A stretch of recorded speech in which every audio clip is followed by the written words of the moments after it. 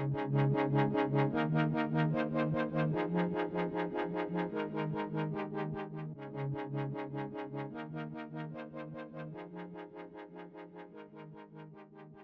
morning again, and welcome. You can join with us today. Tomorrow we're going to celebrate St. Columban's Day. So the brothers and myself and the sisters are in a celebratory mood. And don't forget to subscribe to our YouTube channel, will you? Thanks.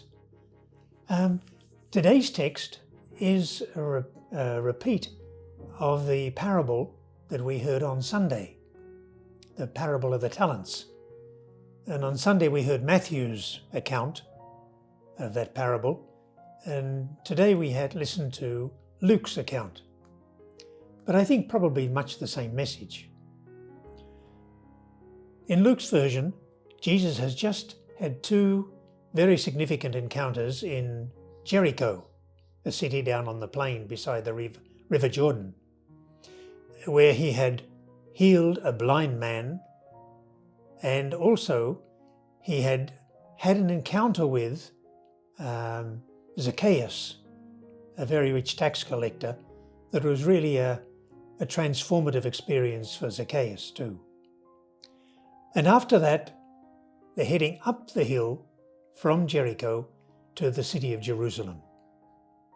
And obviously a crowd are following him, and certainly most of them would be disciples. And Jesus is aware that amongst the crowd there is an expectation that soon, sometime soon, the kingdom of God is going to be revealed. And probably in Jerusalem during the feast of Passover. And so with this expectation, Jesus gives them a parable, the parable of the talents. And Jesus, with that, focuses on one of the three people who had been given something to go and work with and make something out of. And it was the third person who was a poor beggar bound by fear. He was immobilized. He knew he had to do something, but he couldn't do it. He didn't know what to do. And so he made a total mess of it. And I think Jesus' emphasis here is on the fear that this poor fellow experienced. But he didn't have the sense to go and ask for help. Like, he must have been a member of a family, you presume. He probably had a synagogue community that he used to meet with. And obviously there were people he worked with under this master. But he was immobilized by fear, first of all, of the demands of the master, but secondly, by his own perceived inability to be able to respond. He didn't really know what to do, and he didn't know whether he would be able to do what he should do. And I think Jesus here had in mind very much what was coming up for both himself and the disciples. It was coming to crunch time in Jerusalem. Jesus was about to face the ultimate sacrifice. And he knew that that would entail fear both for himself and for his disciples. And two little examples that I recall to mind.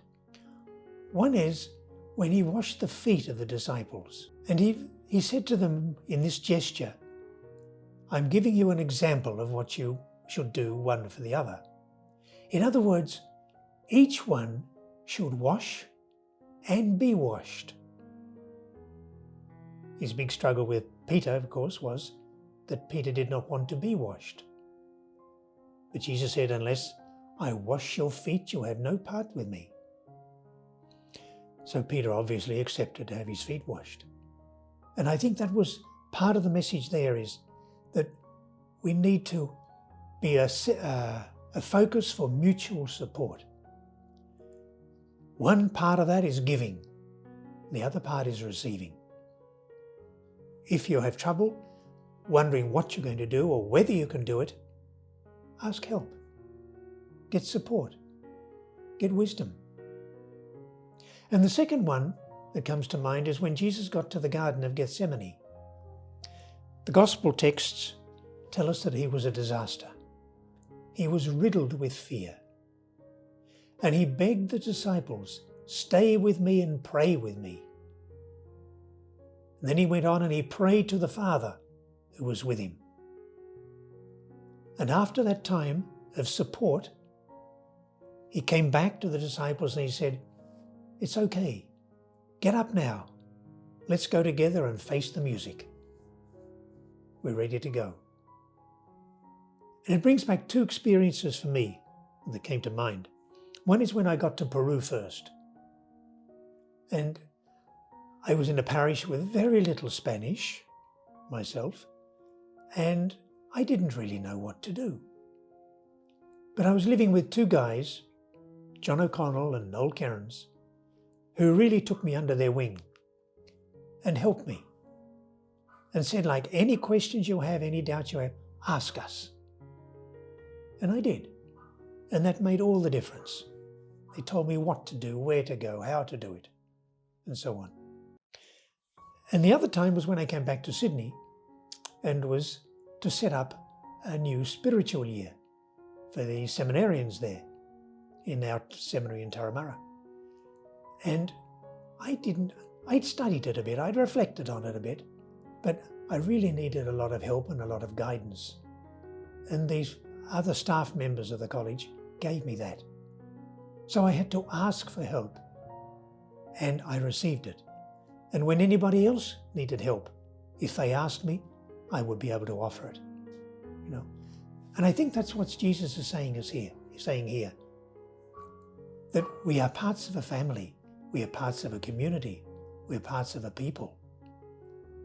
And we don't have to act and decide everything on our own, because quite often fear will be an immobilising factor. So ask for help and you'll get it. Knock on the door and it'll be opened. Seek and you will find. And don't forget, please subscribe to our YouTube channel. Thanks a lot. God bless. Bye-bye.